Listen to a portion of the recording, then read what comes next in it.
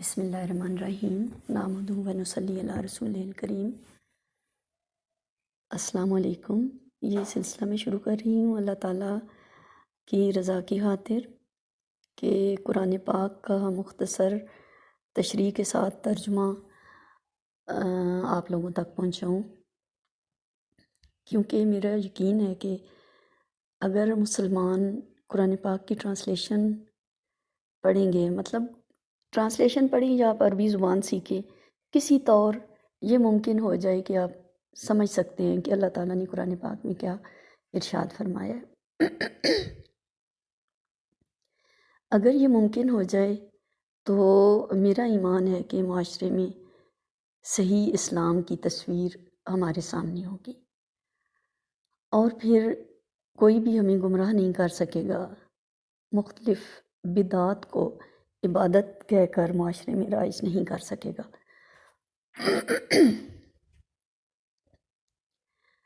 تو اس سلسلے میں مجھے افسوس ہوتا ہے کہ ہمارے معاشرے میں ہماری امت مسلمہ پوری کہہ لو، بہت کم لوگوں کا رجحان ہے اس طرف۔ مطلب ہم ایک بچہ جب ابھی چھوٹا سا ہوتا ہے، اس کو ہم انگلش میڈیم اسکول میں تو داخل کرا دیتے ہیں، اس کو ہم اس کی تعلیم چلیں وہ بھی اچھی بات ہے، اس کی میں مخالفت نہیں کر رہی ہوں، لیکن افسوس اس بات کا ہے کہ ہم عربی سیکھنے یا قرآن پاک کا ٹرانسلیشن سیکھنے میں دلچسپی نہیں رکھتے اتنی۔ تو اسی وجہ سے ہماری زندگی میں اتنے زیادہ مسائل ہوتے ہیں کہ پھر ہم دین کو نہیں سمجھ پاتے۔ تو میرا خیال ہے کہ اگر ایک مسلمان قرآن پاک کو نہیں سمجھ سکتا تو وہ قطعاً نہیں جان سکتا کہ اللہ تعالیٰ اس سے کیا چاہتے ہیں، اللہ تعالیٰ کی رضا کیا ہے۔ حالانکہ ایک مسلمان کی زندگی کا مقصد یہ ہونا چاہیے کہ وہ جانے کہ اللہ کی رضا کیا ہے اور وہ ایسے کام کرے جس سے اللہ کی رضا حاصل ہو۔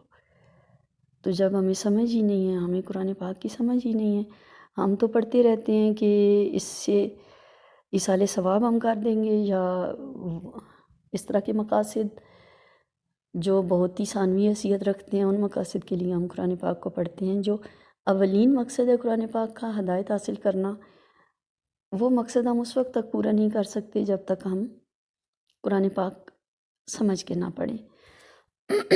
وہ سمجھنا دو ہی صورتوں میں ہو سکتا ہے، یا تو ہم عربی زبان سیکھیں تاکہ ہم، اور یہ بہترین طریقہ ہے، عربی زبان سیکھنا بہترین طریقہ ہے قرآن پاک کو سمجھنے کا، لیکن چونکہ اس کی طرف بھی رجحان نہیں ہے، ہم انگلش سیکھنے کی طرف زیادہ رجحان رکھتے ہیں۔ تو دوسرا طریقہ جو تھوڑا سا اتنا پرفیکٹ نہیں ہے جتنا عربک آپ سیکھ کر، لینگویج سیکھ کے آپ کرتے ہیں، لیکن بہرحال کام چل سکتا ہے، وہ ہے قرآن پاک کا ٹرانسلیشن ہم پڑھ لیں اپنی زبان میں۔ تو حالانکہ یہ بات ذہن میں رکھنی چاہیے کہ جب ہم ٹرانسلیشن پڑھ رہے ہوتے ہیں، کبھی بھی کسی دوسری زبان کا لفظ اس مفہوم کو 100% ادا نہیں کرتا جو اس عربک ورڈ کا۔ عربک بڑی رچ لینگویج ہے، تو مزہ تو قرآن پاک کا تبھی آئے کہ جب ہمیں عربی آتی ہو، لیکن بہرحال یہ ایک ٹائم ٹیکنگ کیا کہتے ہیں مقصد ہے۔ اس کو حاصل کرنے کے لیے ہمیں بہت زیادہ ٹائم دینا پڑے گا، وقت اپنی نکالنا پڑے گا، زندگی وقف کرنی پڑے گی بہرحال۔ تو جو آسان طریقہ ہے وہ یہ ہے کہ ہم کسی قدر قرآن پاک کا ایگزیکٹ ترجمہ تو نہیں، مفہوم کسی حد تک ادا کر پائیں کسی اور زبان میں، اپنی زبان چاہے وہ آپ کی دنیا کی کوئی بھی زبان ہے۔ تو اس سلسلے کو شروع کرتے ہیں، سورہ فاتحہ سے شروع کرتے ہیں۔ سورہ فاتحہ قرآن پاک کا دیباچہ بھی ہے اور آغاز کلام بھی ہے، اور یہ مکی صورت ہے اور یہ پہلی مکمل صورت ہے۔ اس سے پہلے کچھ صورتوں کی آیات نازل ہو چکی تھیں، لیکن مکمل کوئی صورت نازل نہیں ہوئی تھی۔ یہ پہلی مکمل صورت ہے قرآن پاک کی، اور نزول کے اعتبار سے بھی، اور جو ترتیب قرآن پاک کی ہمارے پاس ہے اس ترتیب میں بھی سورہ فاتحہ سے ہی آغاز ہوتا ہے، اس وجہ سے کہ ہم اللہ تعالیٰ کے کلام کو پڑھنے لگے ہیں، اور دیکھنا چاہیے کہ ہمارے دل میں ہدایت کی کتنی طلب ہے۔ کیا ہم ہدایت کے طلبگار ہیں؟ اگر ہم ہدایت کے طلبگار ہیں تو ہی قرآن پاک ہمیں فائدہ دے گا۔ اگر ہم ہدایت کے طلبگار نہیں ہیں، اٹھا کر صرف ہم نے ایصال ثواب کرنا ہے، تو ایصال ثواب تو ہو جائے گا، ہدایت نہیں ملے گی۔ اس لیے آپ دیکھیں سورہ فاتحہ کی عظمت دیکھیں کہ یہ ایک دعا ہے جس کی جواب میں پورا قرآن اللہ نے ہمارے سامنے رکھ دیا ہے۔ ایک دعا ہے بڑے آداب کے ساتھ۔ آپ دیکھیں اللہ تعالیٰ نے ہمیں کیا دعا کے آداب سکھائے ہیں، اسی صورت سے ہم نکالتے ہیں کہ پہلے آپ اللہ تعالیٰ کی تعریف کریں، جس سے آپ مانگ رہے ہیں آپ کو یقین تو ہو کہ وہ آپ کا محسن ہے، قابل تعریف ہے، قدرت رکھتا ہے دینے کی، تبھی آپ مانگیں گے۔ ظاہر ہے اگر وہ قدرت نہیں رکھتا، وہ آپ کو آپ پر احسان نہیں کرتا، تو پھر ایسی ہستی سے آپ کیوں مانگیں گے؟ جس سے مانگ رہے ہیں لازم ہے کہ اس کی عظمت آپ کے دل میں ہو، اس پر یقین ہو آپ کو کہ آپ مانگ رہے ہیں تو وہ دے گا۔ بندے نے مانگی ہدایت، اللہ نے پورا قرآن سامنے رکھ دیا کہ یہ لو ہدایت، تمہیں سیدھا رستہ چاہیے، یہ لو، یہ رستہ ہے جس پہ تم نے چلنا ہے۔ یعنی جو کچھ ہم سورہ فاتحہ میں مانگ رہے ہیں اس کا جواب، دعا کی قبولیت پوری کی پوری کیا ہے؟ قرآن پاک ہمارے ہاتھ میں آ جاتا ہے۔ اور وہ جو اللہ تعالیٰ نے سورہ بقرہ میں کے شروع میں فرمایا نا ھدی للمتقین، یہ متقین کے لیے ہدایت ہے۔ متقی کون سا دل متقی ہے؟ جو ہدایت کا طلبگار ہے، جو کہتے ہیں اہدنا الصراط المستقیم، اے اللہ سیدھا رستہ دکھا دے، تو اسی طلبگار کو اللہ تعالیٰ سیدھا رستہ دکھاتے ہیں۔ ناشکرے کو اللہ تعالیٰ کبھی بھی پسند نہیں کرتے، اور راستہ بتانا بھی پسند نہیں کرتے۔ اس لیے اللہ تعالیٰ نے ہمیں آداب سکھائے ہیں کہ ہم اس سے مانگنے کے کیا آداب ہیں، اس کی کتاب کو پڑھنے سے پہلے دل میں کیا طلب پیدا کرنے کی ضرورت ہے، وہ ساری چیزیں ہم دیکھتے ہیں کہ سورہ فاتحہ ہی کا خاصہ ہے، اور اسی کو ہم جانیں گے تو ہمیں معلوم ہوگی۔ دوسری یہ بات کہ ہم اللہ تعالیٰ سے دعا کے ساتھ ہی ہم اپنے ہر کام کا آغاز کرتے ہیں، تو جب ہم ایسا کرتے ہیں تو آٹومیٹیکلی یہ ہوتا ہے کہ اللہ تعالیٰ کی محبت ہمارے دل میں پیدا ہوتی ہے۔ دوسری یہ کہ جو چیز ہم اللہ کے نام کے ساتھ، اللہ کے ساتھ اللہ کے سامنے عاجزی کرتے ہوئے دعا کر کے ہم کام شروع کر رہے ہیں، تو اس میں اللہ تعالیٰ برکت بھی ڈال دیتے ہیں، اور اللہ تعالیٰ ہماری اس دعا کو اپنی رحمت کے ساتھ قبول کر کے ہمارے ساتھ شامل ہو جاتے ہیں ہمارے کام میں۔ تو یہ بہترین دعا ہے جو اللہ تعالیٰ نے ہمیں سکھائی ہے۔ آغاز کر لیتے ہیں۔ اعوذ باللہ من الشیطان الرجیم، بسم اللہ الرحمن الرحیم۔ الحمدللہ رب العالمین، تعریف تمام کی تمام اللہ کے لیے ہے۔ اللہ تعالیٰ کون؟ رب العالمین، جو کائنات کا رب ہے، جو تمام جہانوں کا پروردگار ہے۔ الحمد ایسی تعریف کو کہتے ہیں جو کسی محسن کی جاتی ہے، اور اس میں شکر کے جذبات شامل ہوتے ہیں لازمی۔ الحمد کا یہ خاصہ ہے کہ یہ لفظ ثنا سے ڈیفرنٹ ہے، ثنا صرف تعریف کو کہتے ہیں۔ الحمد جو قدر شناسی کی تعریف ہے، ایسے محسن کی تعریف ہے جس کے احسانوں تلے آپ دبے ہوئے ہیں، آپ کا دل جس کے احسانوں کی قدر کرتے ہوئے اس کی تعریف کر رہا ہے۔ للہ، اللہ کے لیے ہے۔ اللہ تعالیٰ کا اسم ذات ہے۔ اللہ تعالیٰ کے اسماء میں نا یہ واحد ہے جو اسم ذات ہے، باقی صفاتی اسماء ہیں اللہ تعالیٰ کے۔ اب رب اللہ تعالیٰ کی صفت ہے نا، جیسے اللہ تو اللہ کا اسم ذات ہے، باقی سارے نام صفاتی ہیں، رب بھی انہی میں شامل ہے۔ رب کون ہے؟ جو آقا ہوتا ہے وہ رب ہوتا ہے۔ رب کا مطلب آقا ہوتا ہے، منتظم، پروردگار، پرورش کرنے والا، مدبر۔ اللہ تعالیٰ ان تمام معنوں میں رب ہے۔ اس کائنات کا منتظم بھی اللہ تعالیٰ ہے، اس کائنات کا پروردگار بھی اللہ تعالیٰ ہے، اس کائنات کا انتظام بھی اللہ تعالیٰ ہی چلا رہا ہے، ساری تدبیر اللہ تعالیٰ ہی اپنے حکم سے فرما رہے ہیں۔ یعنی اس پوری تمام کائنات کا جو انتظام ہے وہ اللہ تعالیٰ ہی کے ہاتھ میں ہے۔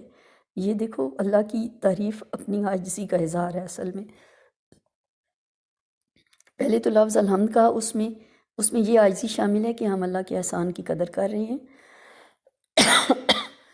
اور ہماری زبان صرف اس کی تعریف میں رطب السان نہیں ہے،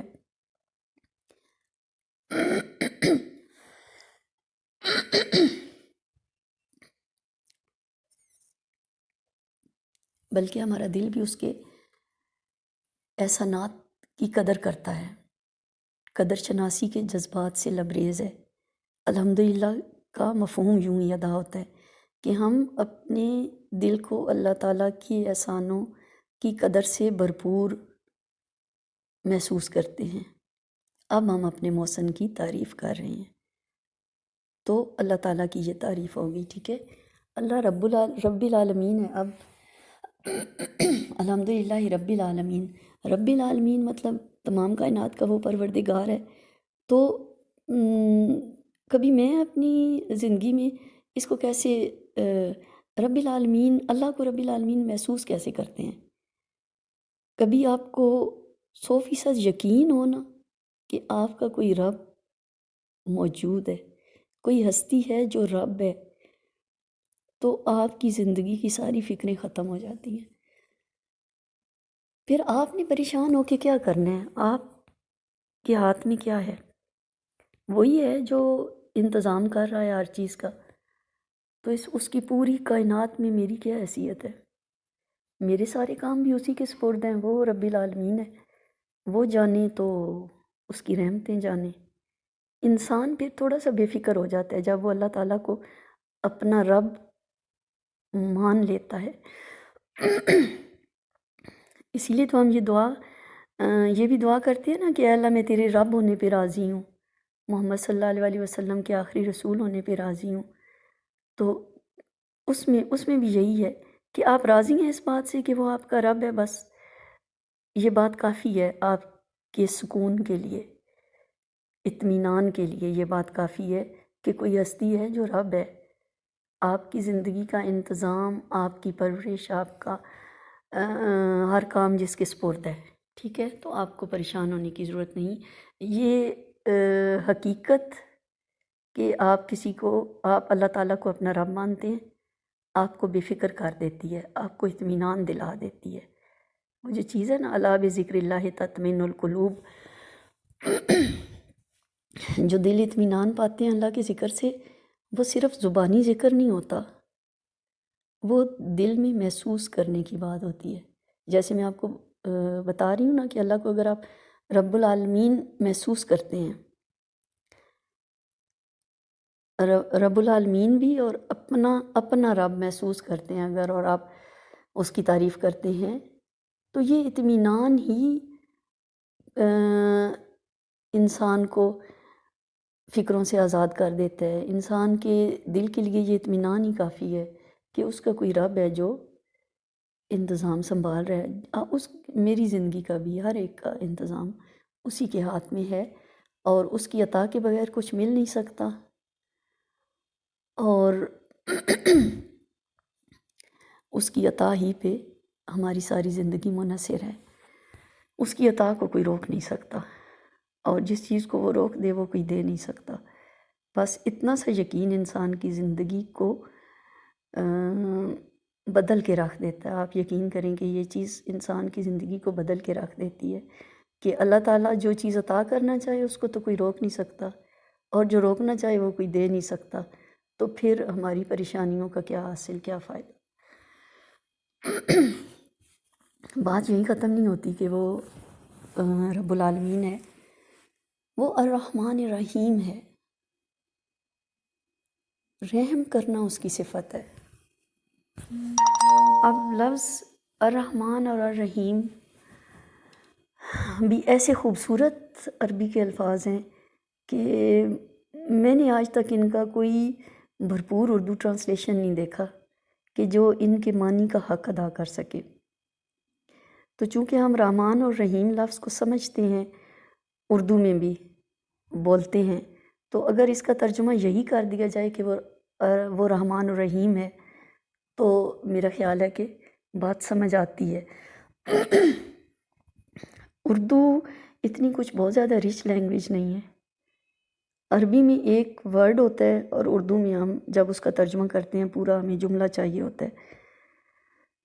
تو رحمان اور رحیم دونوں رحم کرنے کی انتہا کو ہی ظاہر کرتے ہیں کہ اللہ تعالیٰ انتہائی رحم کرنے والا ہے۔ اور اس کا جو رحم ہے، اس کی جو رحمت ہے، اس میں یہ بھی بات شامل ہے کہ وہ رحمان الرحیم ہے۔ اس کا مطلب اس کی رحمت اس دنیا سے اگلی دنیا تک ہماری دونوں زندگیوں، اس دنیا کی اور اس دنیا کی دونوں زندگیوں میں، اس دنیا کی اور اس جہان کی زندگی، دونوں زندگیوں میں اللہ تعالیٰ کی رحمت حاوی ہوگی۔ ٹھیک ہے، وہاں پہ بھی تو اللہ تعالیٰ ہمیں اپنی رحمت سے ہی بخشے گا نا۔ اللہ تعالیٰ کی رحمت کے بغیر تو بخشش نہیں ہونی۔ تو چونکہ ہمیں احساس ہے کہ اللہ کی رحمت کا تعلق صرف اس دنیا سے نہیں ہے، اس جہان سے بھی ہے جس نے ختم نہیں ہونا، اس زندگی سے بھی ہے جس نے ختم نہیں ہونا، تو ہم اللہ تعالیٰ کی پھر یہ تعریف کرتے ہیں، اے اللہ مالک یوم الدین، تو روز جزا کا بھی مالک ہے۔ کچھ مفسرین اس کے یہ معنی بھی کرتے ہیں کہ اس کا مطلب ہے کہ صرف تیرے رحمان الرحیم ہونے کو ہم مد نظر نہیں رکھیں گے، بلکہ تو بہت بڑا منصف بھی ہے۔ یہ بات کسی حد تک ٹھیک بھی ہے کہ اس میں اللہ تعالیٰ سے ڈرنے کا پہلو بھی پھر آ جاتا ہے کہ وہ رحمان الرحیم ہے، ہم اس کے انعامات کو اپنے ذہن میں رکھتے ہیں تو ہم بڑی خوشی محسوس کر رہے ہوتے ہیں، لیکن ساتھ ساتھ جب ہم اس بات کو یاد کرتے ہیں کہ وہ مالک یوم الدین ہے، روز جزا کا بھی وہی مالک ہے، تو پھر یہ چیز تھوڑی سی ہمارے اندر خوف بھی پیدا کرتی ہے کہ وہ جو روز جزا کا مالک ہے، اگر فرض کریں ایک لمحے کے لیے کہ میں نے پوری زندگی سجدے میں گزاری ہے، وہاں جا کر وہ اٹھا کے مجھے دوزخ میں خدا نخواستہ پھینک دے، تو کوئی اس کو روکنے والا ہے؟ نہیں، اس کو کوئی نہیں روکنے والا، چونکہ وہ روز جزا کا مالک ہے، اور اس دن وہ بہتر سمجھے گا کہ انصاف کیا ہے، وہ بہتر سمجھے گا کہ فیصلہ کیا کرنا ہے، اور اس کے کسی فیصلے میں مزاحم کوئی ہستی اور نہیں ہے۔ اس کے سامنے اس کی اجازت کے ساتھ سفارش ضرور کریں گے لوگ، اس میں انبیاء کرام شامل ہیں، اس میں اللہ تعالیٰ کے پیارے لوگ اور مزید پیارے لوگ بھی انبیاء کرام کے امتیوں میں سے شامل ہیں، لیکن کوئی اس پر حکم نہیں چلا سکتا۔ اینڈ آف دی ڈے فیصلہ اسی کا ہے، مالک وہی ہے اس روز جزا کا۔ تو یہ بھی دیکھنا چاہیے، جہاں یہ چیز تھوڑا سا خوف پیدا کرتی ہے اللہ تعالیٰ کا، وہاں پہ یہ چیز امید بھی دلاتی ہے، یہ اس بات پر یقین کہ وہ مالک یوم الدین ہے، امید بھی دلاتی ہے کہ جو مالک یوم الدین ہے، اس دن میری کامیابی یا ناکامی کا فیصلہ جس کے ہاتھ میں ہے، وہ رحمان الرحیم بھی ہے ساتھ۔ اسی لیے ان دونوں کو جوڑ کے رکھا، الرحمن الرحیم مالک یوم الدین، رحمان الرحیم ہے اور روز جزا کا مالک ہے۔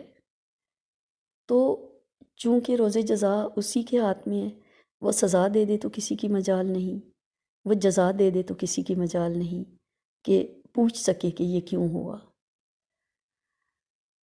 ہاں، اللہ تعالیٰ ناانصافی تو یقیناً نہیں کریں گے، ناحق سزا نہیں دیں گے، ہاں فیور ضرور کر دیں گے جس کے ہم حقدار نہیں ہیں، سزا ایسی نہیں دیں گے جس کے ہم حقدار نہیں تھے، یہ اس کا انصاف ہے، لیکن جزا ایسی بھی دے دیں گے جس کے ہم حقدار نہیں تھے، یہ اس کی رحمت ہے، تو وہ مالک یوم الدین ہے۔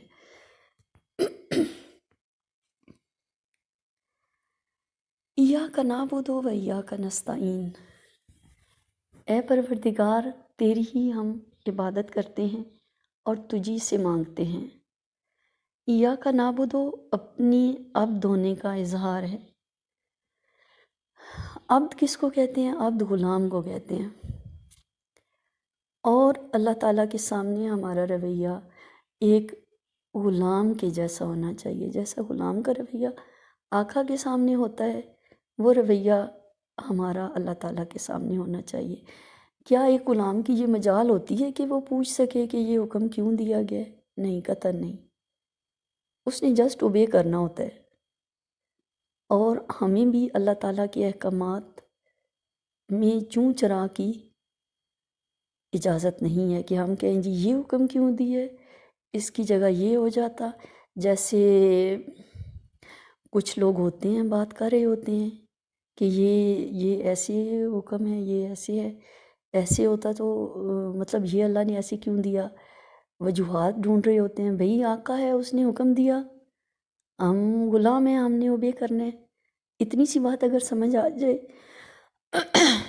تو ہم بہت سی سوچوں سے آزاد ہو سکتے ہیں کہ اللہ نے حکم دیا۔ پہلے ہم کہہ چکے ہیں کہ وہ رحمان الرحیم ہے، پہلے ہم کہہ چکے ہیں کہ وہی ہمارا پروردگار ہے، تو اس نے جو حکم دیا ہمیں وجہ نہیں سمجھ آ رہی تو بھی وہ ٹھیک ہی ہوگا۔ ہم تو یہ اعلان کر رہے ہیں نا، اے اللہ ہم تیری عبادت کرتے ہیں۔ عبادت کا مفہوم بھی ہمارے ہاں تھوڑا سا مکمل نہیں سمجھا جاتا۔ صرف نماز، روزہ اور ان چیزوں کو عبادت سمجھا جاتا ہے، حالانکہ عبادت میں نے ابھی آپ کو بتایا نا، یہ اللہ تعالیٰ کے سامنے غلامی کا اظہار ہے، ہم غلام ہیں اللہ تعالیٰ کے۔ تو غلام کیا ہوتا ہے؟ ہر حکم اس نے ماننا ہوتا ہے، ٹھیک ہے؟ تو اب اگر اللہ حکم دے رہے ہیں کہ میرے بندوں کے حقوق ادا کرو، والدین کے، اولاد کے، ہمسایوں کے، بیوی کے، شوہر کے، بہن بھائیوں کے، جس کے بھی حقوق کا اللہ تعالیٰ حکم دے رہے ہیں، لوگوں کو ایذا دینے سے منع فرما رہے ہیں، تو وہ سارے احکامات بجا لانا بھی عبادت ہے۔ اس وجہ سے عبادت ہے کہ آقا کا حکم ماننا غلام کی مجبوری ہے۔ تو اب اللہ نے صرف یہی تو حکم نہیں دیا کہ نماز پڑھو، یہی تو حکم نہیں دیا کہ روزہ رکھو۔ اپنے حقوق کے ساتھ ساتھ بندوں کے حقوق کا بھی تو اللہ ہی نے حکم دیا ہے۔ تو اگر ایک بندہ اپنے سے جڑے ہوئے رشتوں کے حقوق ادا کرتا ہے، اپنے سے جڑی ہوئی سوسائٹی کے حقوق ادا کرتا ہے، اور وہ اللہ کی رضا کی خاطر کرتا ہے، تو یہ بھی عبادت ہے۔ عبادت کا مفہوم ہم آدھا سمجھتے ہیں۔ پورا مفہوم عبادت کا کیا ہے کہ ہم اللہ تعالیٰ کے بتائے ہوئے حقوق اللہ کو ادا کریں، اللہ کے بتائے ہوئے حقوق العباد کو ادا کریں، تو پھر در حقیقت اصل میں ہم بندگی کا اظہار کریں گے۔ اصل بندگی یہ ہے کہ ہم اللہ تعالیٰ کے ہر حکم کو مانیں، چاہے وہ اس کے اپنے حقوق سے متعلق ہے، چاہے وہ اس کے بندوں کے حقوق سے متعلق ہے۔ ہم عموماً اللہ کے حقوق سے متعلق تو بات ماننے کو نیکی سمجھتے ہیں، لیکن بندوں کے حقوق کو ہم اگنور کرتے ہیں، جس وجہ سے ہمارا معاشرہ اتنا خوبصورت نہیں ہے جتنا ایک اسلامی معاشرے کو ہونا چاہیے۔ اس کے بعد ہم کیا کہہ رہے ہیں؟ ایاک نعبد و ایاک نستعین، اے اللہ ہم تجھی سے مانگتے ہیں۔ ہم نے اللہ کی حمد و ثنا کی، اس کے آگے بندگی کا اظہار کیا، عاجزی کا اظہار کیا۔ اب ہم مانگنے کی طرف آ رہے ہیں، ٹھیک ہے؟ ایاک نستعین، یا اللہ ہم تجھی سے مانگتے ہیں۔ یہ مانگنے کے آداب بھی اللہ تعالیٰ ہی نے سکھا دیے نا، کہ کچھ تہذیب، کچھ مہذب طریقے سے مانگو، حمد و ثنا کرو، پھر بندگی کا اظہار کرو، پھر اللہ ہی سے مانگتے ہیں۔ اور یہ بہت بڑا دعویٰ ہے کہ ہم اللہ ہی سے مانگتے ہیں۔ جب آپ یہ آیت پڑھتے ہیں نا، ایاک نعبد و ایاک نستعین، تو ایک دفعہ ذرا گریبان میں جھانک لینے کی ضرورت ہے کہ کیا ہم صرف اللہ ہی سے مانگتے ہیں؟ یا ہم نے اور بہت سے معبود بنا لیے ہیں جن کے آگے ہم دست سوال دراز کرتے ہیں۔ تو جب آپ اپنا جائزہ لیں، اور جائزہ ضرور لیں، قرآن پاک پڑھنے کا مقصد قطعاً یہ نہیں ہے کہ آپ ایک فر پڑھ لیتے ہیں اور آپ اتنے منٹ میں سپارہ ختم کرتے ہیں۔ قرآن پاک کا مقصد اپنی زندگی کا جائزہ لینا ہے۔ اور یہ تو سورہ فاتحہ تو ایسی ہے کہ ہم ہر نماز میں بھی اس کی تلاوت کرتے ہیں، اور اس کا مطلب ہے کہ یہ وعدہ ہم اللہ تعالیٰ سے بارہا کرتے ہیں دن میں، کہ مطلب یہ ان الفاظ کا اظہار کہ ہم تجھی سے مانگتے ہیں۔ تو کیا ہم اللہ تعالیٰ کے سامنے کھڑے ہو کے جھوٹ بول رہے ہیں؟ در حقیقت جب ہم نے مانگنا ہوتا ہے تو معاشرے میں اور بہت سی خدا ہمیں نظر آتے ہیں کہ جو ہمارے فائدے پہ قدرت رکھتے ہیں، نعوذ باللہ، اور ہم ان سے مانگنے چل پڑتے ہیں۔ تو پھر اور بعض دفعہ جب اس بات کو اس طرح پیش کیا جاتا ہے کہ کیا ہم صرف اللہ ہی سے مانگتے ہیں، تو لوگ پھر وہی دلیل دیتے ہیں کہ نہیں، وہ تو ہم اللہ سے مطلب وہ بندہ تو اللہ سے زیادہ قریب ہے، تو یہ اللہ کے قرب کی ایک وہ ہے، اللہ تعالیٰ کے قرب کی کوشش ہے۔ تو یہ یاد رکھیں ہمیشہ کہ جس سے آپ مانگتے ہیں، جس کو آپ کہہ رہے ہیں ایاک نعبد و ایاک نستعین، وہ آپ کی شہ رگ سے بھی زیادہ قریب ہے۔ اس تک پہنچنے کے لیے کسی واسطے کی ضرورت نہیں ہے۔ دیکھو یہاں پہ بھی تو اللہ یہ نہیں ہمیں سکھا رہا کہ مجھے کہو کہ میں فلاں کے واسطے سے تو تجھی سے مانگتا ہوں نا۔ بلا واسطہ ہم اللہ ہی سے مانگتے ہیں، صرف اور صرف اللہ ہی سے مانگتے ہیں۔ واسطے کی ضرورت اس لیے نہیں ہے کہ اللہ تعالیٰ شہ رگ سے بھی زیادہ قریب ہے، اور جو آپ واسطہ بنا رہے ہیں وہ آپ سے اتنا قریب نہیں ہے۔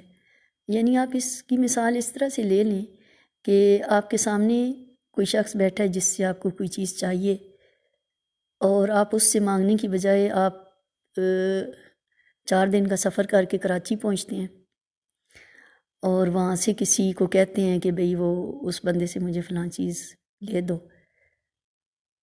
تو کیا یہ آپ نے قرب تلاش کیا کہ آپ نے دوری تلاش کی؟ یقیناً آپ نے دوری تلاش کی۔ قرب تو اللہ کا چاہیے تو اللہ تو آپ کے دل میں موجود ہے، آپ کی شہ رگ سے زیادہ قریب ہے۔ خود کہہ رہے اجیب دعوت الداعی اذا دعانی، پکارنے والے کی پکار کا میں جواب دیتا ہوں جب وہ پکارے۔ فلیستجیبوا لی، پھر چاہیے کہ مجھے سے مانگے، ولیؤمنوا بی، اور مجھے پہ ایمان رکھے۔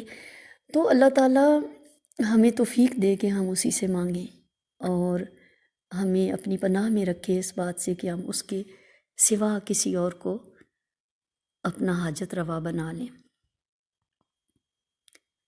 اب یہ سارے آداب جس دعا کے لیے سکھائے جا رہے تھے، وہ دعا کیا ہے؟ اہدنا الصراط المستقیم، اے پروردگار ہمیں سیدھا رستہ دکھا دے۔